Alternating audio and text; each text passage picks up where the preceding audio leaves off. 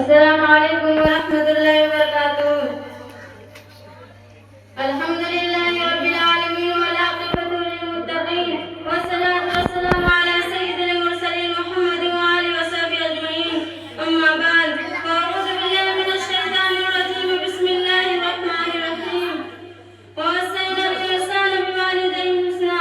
معزز و مکرم خواتین اسلام، آج میں آپ کے سامنے اس مقدس ہستی کا ذکر خیر کرنا چاہتی ہوں، جس کی پیشانی میں نور، جس کی آنکھوں میں ٹھنڈک، جس باتوں میں محبت، جس کے دل میں رحمت، جس کے ہاتھوں میں شفقت، جس کے پیروں میں جنت اور جس کے آغوش میں پوری دنیا کا سکون ہے، جس کے بغیر گھر قبرستان کی طرح لگتا ہے، جس کی محبت کبھی بھی دکھلاوے کے لیے نہیں ہوتی ہے، جس کا پیار سمندر کی مانند ہر وقت جوش میں رہتا ہے، جس کا محبت چٹان سے زیادہ مضبوط اور سمندر سے زیادہ گہری ہوتی ہے، یعنی میرا مجھے شکر ماں کی ممتا اور شفقت ہے۔ مجھے یقین ہے کہ آپ مجھے بغور سنے گی۔ قابل احترام سہیلیوں، ماں دنیا کی عظیم ہستی ہے، جس کی محبت کے سامنے ہر انسان کی محبت کم ڈرے۔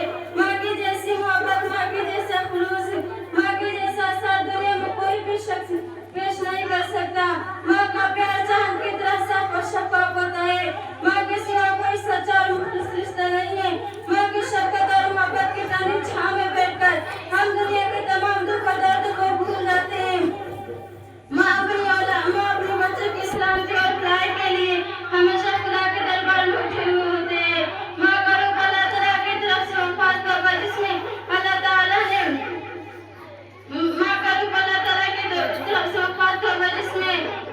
تعالیٰ نے رحمت و فضل و کرم اور برکت اور عظمت کی صفات میں شامل کر کے عرش سے فرش پر اتارا اور اس کی عظمت میں چار چاند لگا دیا۔ ماں کے قدموں تلے جنت دے کر اللہ تعالیٰ کی ماں کے مقدس اور اعلیٰ مرتبہ پر فائز کر دیا۔ ماں کی ہستی باپ سے بھی زیادہ عظیم ہوتی ہے۔ ماں کی نافرمانی شرک کے بعد سب سے بڑا گناہ ہے۔ ماں کی دعا ہمارے لیے زندگی کا پر سرمایہ ہے۔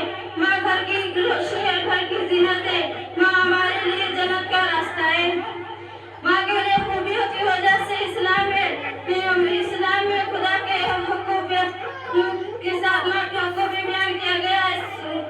چنانچہ قرآن مجید کی متعدد آیات ہیں جس میں خدا کے حقوق بیان کرنے کے ساتھ ماں کے حقوق بھی بیان کیا گیا ہے۔ مثلاً سورہ نساء میں ہے کہ تم اللہ کی عبادت کرو، اس کے ساتھ کسی کو شریک نہ کرو اور والدین کے ساتھ بھلائی کرو۔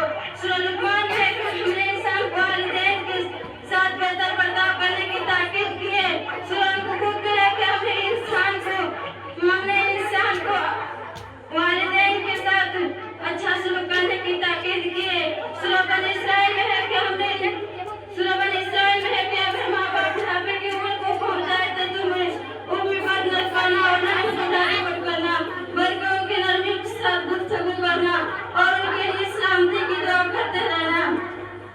میری ایک سیرت بہنوں، قرآن مجید کے متعدد ایسی قرآن مجید کے بعد ہم تفسیر حدیث کا مطالعہ کرتے ہیں تو اس میں بھی جا بجائے والدین کے ساتھ حسن سلوک کا ذکر ملتا ہے۔ کسی حدیث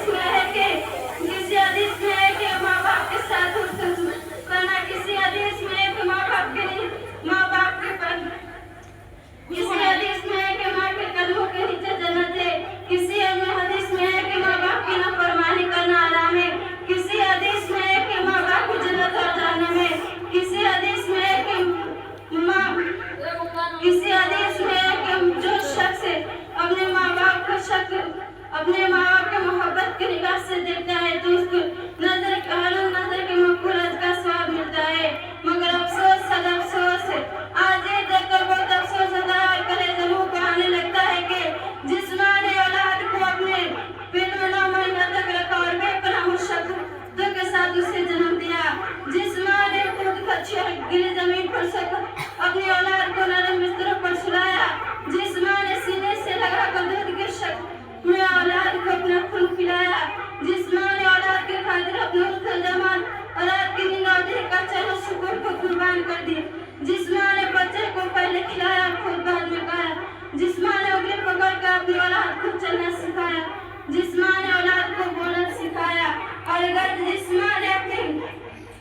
الغرض جس ماں نے اپنی اولاد کے خاطر ہر طرح کی مصیبت اور مشقتوں کو برداشت کیا، آج وہی اولاد جوان ہو کر ان کی خدمت کرنے کی بجائے انہیں سے خدمت لیتے ہیں، ان کی دعوت پہنچانے کے بجائے ان کو تکلیف پہنچاتی ہے، ان کا ادب کرنے کے بجائے ان کو گالیاں دیتی ہے اور برا بھلاتی ہے، ان کا دل خوش کرنے کے بجائے ان کو رنجیدہ کرتی ہے، اور اگر ان کے سارے احسانات کو بھلا کر ان کے ساتھ برا سلوک کرتی ہے۔